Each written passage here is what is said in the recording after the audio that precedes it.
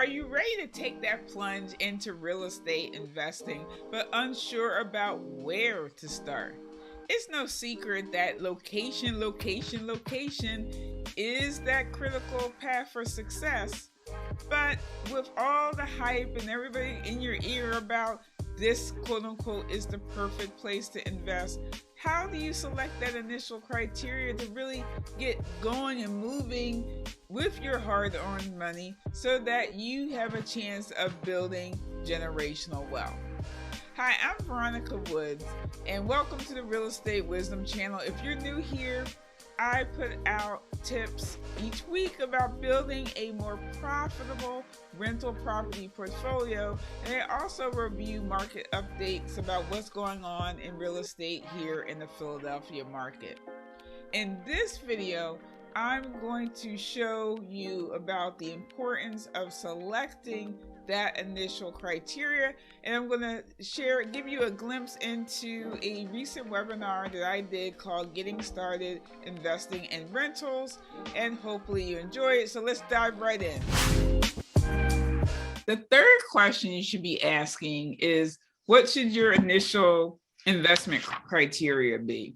And I emphasize initial because sometimes people get caught up of, I want to invest in Philadelphia, all over the country. And it's really hard to find a good option if you look too broad. So I say, just pick something at first and it'll evolve as you get experience. As you start building your portfolio, it's naturally that'll evolve. So what I suggest first is pick a metro, then pick a neighborhood. So in the metro you pick doesn't have to be tied to where you live. A lot of people, especially if I know we have some New Yorkers on this workshop tonight, if you look at the price points of where your money could stretch in New York City versus a more affordable price point city like Philadelphia, it just kind of naturally makes sense to consider investing out of state.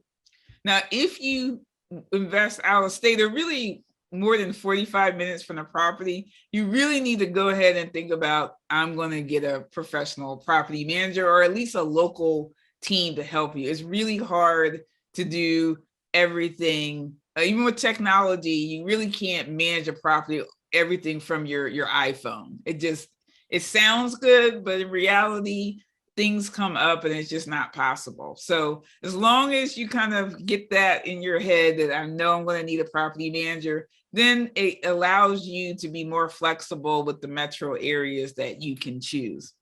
Now, Philadelphia, besides having affordable entry points for investors, there have some other good things that will also be helping to support rental demand for the near future. One of the biggest things that people talk about here is the growth of the life sciences.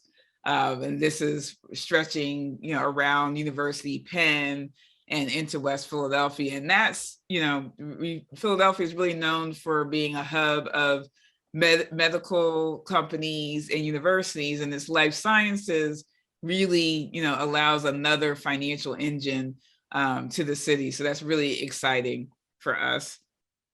So once you picked your city, then it's time to pick, I used to like to say 1 to 2 metros.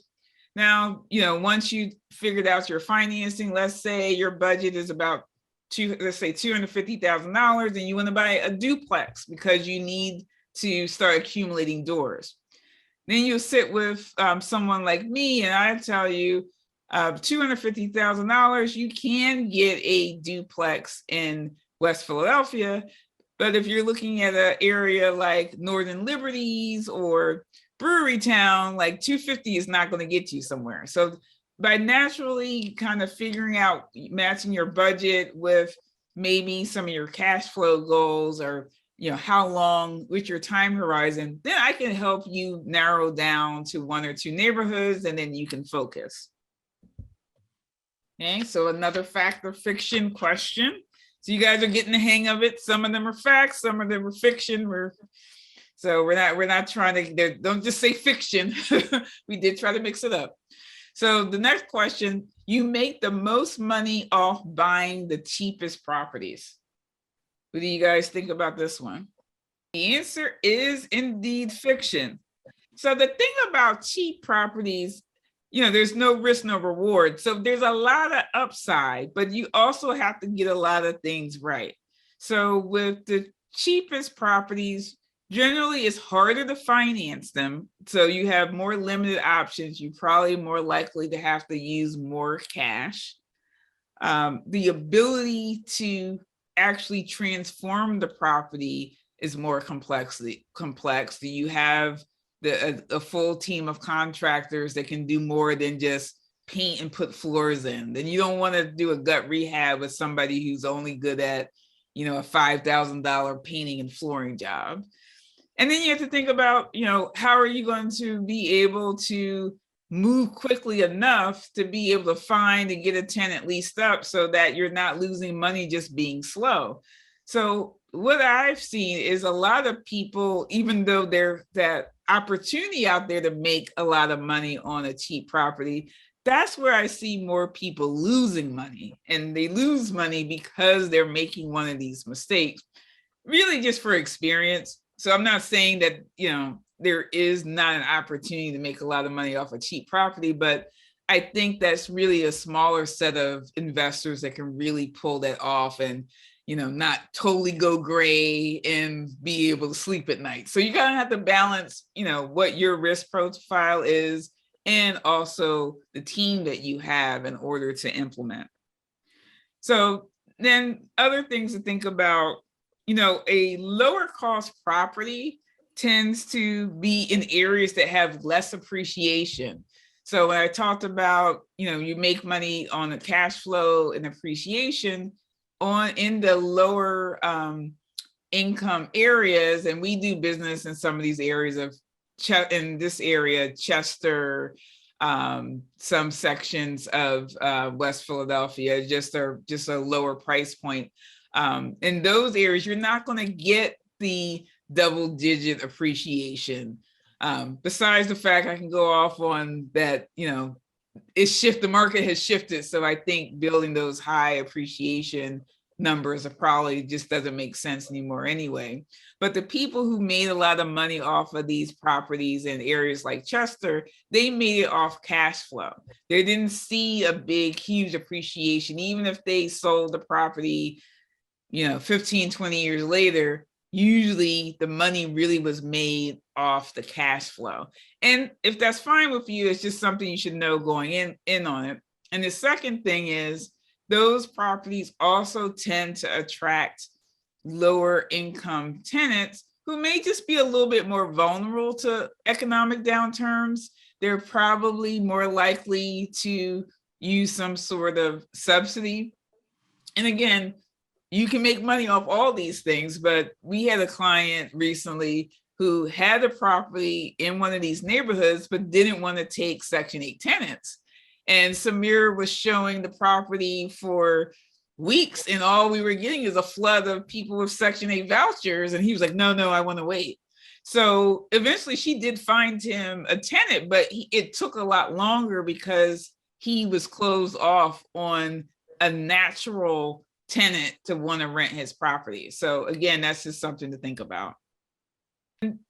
Just as far as the different flavors of renovations, because I kind of alluded to that. So the property on the left, I would call a gut rehab. And the property in the middle is probably just some cosmetic updates. And the one on the right, you may even kind of consider that turnkey. You can just move a tenant right in there.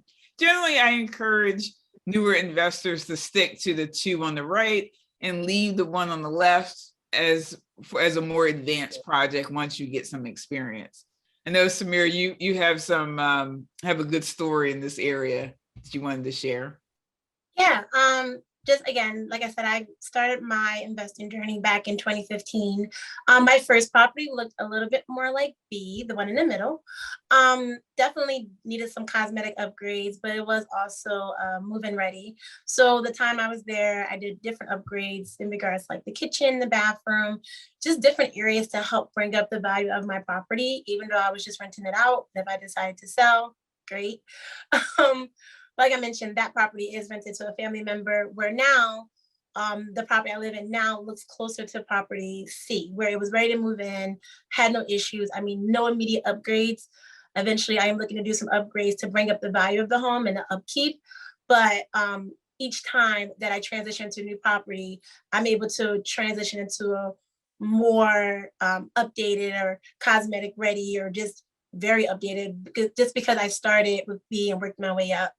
Again, my goal is to collect as many properties as possible to reach my financial goal, which is an extra stream of income in the long term.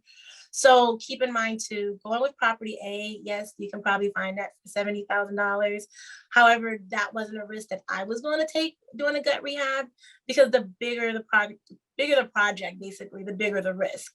And at 24, I was not ready for that risk. So I definitely went into property B. And now that I'm a little older, I can go into property C, and hopefully in the next couple of years, I can do it A, but not for me to live in. So, all right, guys. So I just want to go to the next question. So the next question you want to ask yourself is, how prepared am I to be a landlord? So these next couple fact or fiction questions are going to help you think and kind of just gear towards, are you really prepared to be a landlord? Do you have what it takes? Because you may have the finances and you may have the eager to want to start investing in a property, but it's like, are you ready to be a landlord, or at least get a team behind you? Thinking about where to invest and how big a project you want to tackle out the gate are important first steps when it comes to planning your real estate investing career. Now, you may want to have even more next steps at your fingertips and some questions you want to ask yourself. And I have a summary from the training that you can find at a link below this video. But now I want you to watch the next video that's appearing on your screen now, and I go over how to prepare yourself to be a good landlord or a profitable rental property investor.